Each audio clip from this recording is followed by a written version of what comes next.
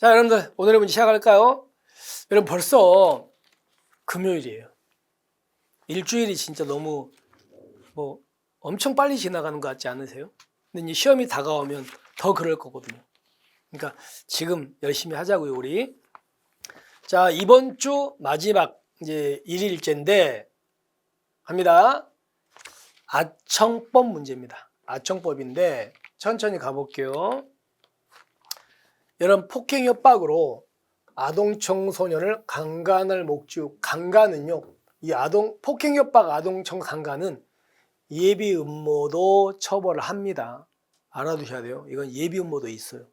그리고 우리가 공부했던 게, 이건 뒤에 나오니까 그때 가서 볼까요? 일단 맞는지. 그 다음에 여기서 이 아청법에서 자, 미수를 처벌하는 것도 있고 안 하는 거 있죠. 근데 우리는 처벌하는 범죄를 암기하셔야 되잖아요. 그래서 미수범 처벌하는 게 뭐 있습니까?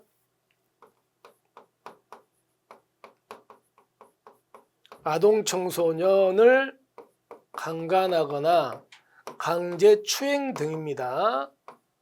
추행 등 쭉 있어요, 그죠? 그 다음에 두 번째가 아동 청소년 성착취물.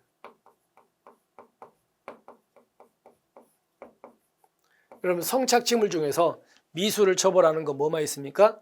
제작과 수입과 수출 딱 세 가지만 미수가 있는 거 아시죠? 그리고 또 하나가 이번에 들어온 아동 청소년 성착취물 이거 이걸 이용한 협박이나 강요, 이거 미수범이 있고요. 들어왔습니다. 그리고 이제 또 하나가 아동 청소년 매매예요, 매매. 한마디로 애를 팔아버린 거지, 애를. 그 다음에 또 마지막으로 아동 청소년에 대한 강요행위 중에 이제 미수를 처벌하는 게 네 가지가 있습니다. 이건 잘 내지는 않지만 이렇게가 그러면 여기에 없으면 미수는 없는 거지. 이렇게 기억하시면 되겠습니다. 그래서 맞고요. 그 다음에 이제 보세요. 어떤 애가 음주나 약물로 인한 심신장애 상태에서 성폭력 범죄를 저질렀어요. 그럼 이놈이 심신장애 상태라고 해고 형법에 있는 그 감면 규정 있죠. 그거를 무조건 적용하는 건 말이 안 되지. 그렇기 때문에 그때는요, 이 형법에 있는 이 감면 규정을 뭐한다? 적용하지 아니한다, 아니할 수 있다, 아니할 수 있다 합니다. 아니할 수 있다. 아니한다가 아니고 아니할 수 있다라는 걸 다시 한번 기억하시면 되겠죠. 자, 그 다음에 조심합시다. 우리 공소시효 합시다. 공소시효. 자, 아동 청소년 성보호법의 공소시효는 피해 아동이 성년에 달한 날부터 진행되죠. 두 번째, 아동 청소년 대상 강간 같은 죄는요, 그놈이 범인이라는 확실한 증거가 있다면 공소시효가 없잖아. 아니, 거기 공소시효가 10년 연장되잖아요. 그 다음에 자, 조심. 13세 미만 아동 또는 신체적 정신적 장애로 사물을 변별하거나 의사결정 능력이 미약한 그런 애를 강간이나 추행 등 그렇게 하면 공소시효 없죠.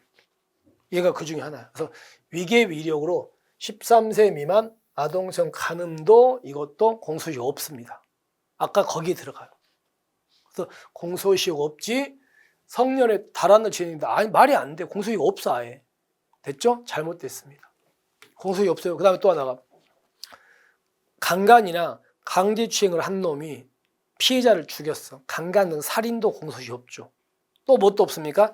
아동 청소년 성착취물 제작과 수입 수출도 공소시효가 없어요. 그런 놈들은. 자, 그렇게 해가지고 이거는 아예 공소시효 없는 거니까 진행된다가 아니야. 잘못됐죠. 그 다음에 자, 우리가 디지털 성범죄 수사에 이제 신분 비공개 수사하고 신분 위장 수사가 있잖아요. 근데 우리가 신분 비공개 수사는 상급 경찰관서 수사부서장의 승인을 받는 거고, 신분 위장 수사는 검사한테 신청하고 검사가 법원에 청구해서 법원의 허가를 받는 거죠. 근데 우리가 예전에는요, 법원의 허가를 받을 시간이 너무 급할 때는 경찰이 먼저 신분 위장 수사를 먼저 해버릴 수 있잖아요. 그게 뭐예요? 긴급 신분 위장 수사였어요. 그리고 여러분들 원래 긴급 신분 비공개 수사라는 제도는 없었어요. 근데 올해 6월 달부터 들어와요. 저는 그래서 그걸 넣어놓은 거야. 우리는 시험이 8월 달이니까 이제 6월 달에 바뀌는 걸로 봐야 될까요? 그래서 그거 넣어놨습니다. 보세요. 사법경찰 관리는 디지털 성범죄에 대해서 긴급을 요할 때 여기 보세요. 상급, 관서, 수사부서장의 승인을 받아서 원래 신분 비공개소를 하는데, 자, 그거 없이 할 수도 있다. 한마디로, 자, 조심. 긴급 신분 위장 수사는 있었다. 근데 긴급 신분 비공개 수사가 없었다. 그런데 긴급 신분 비공개 수사가 도입됐다. 올해 6월 달부터. 그 얘기.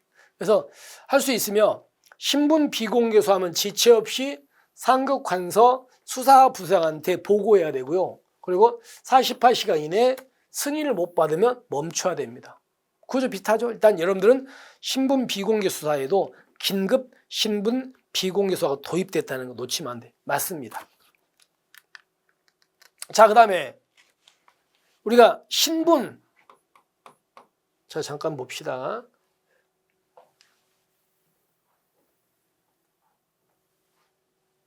자, 우리가요. 자, 지금 우리 사법경찰이 신분 위장 수사하려면요. 검사한테 뭐 해야 되고 신청해야 되고요.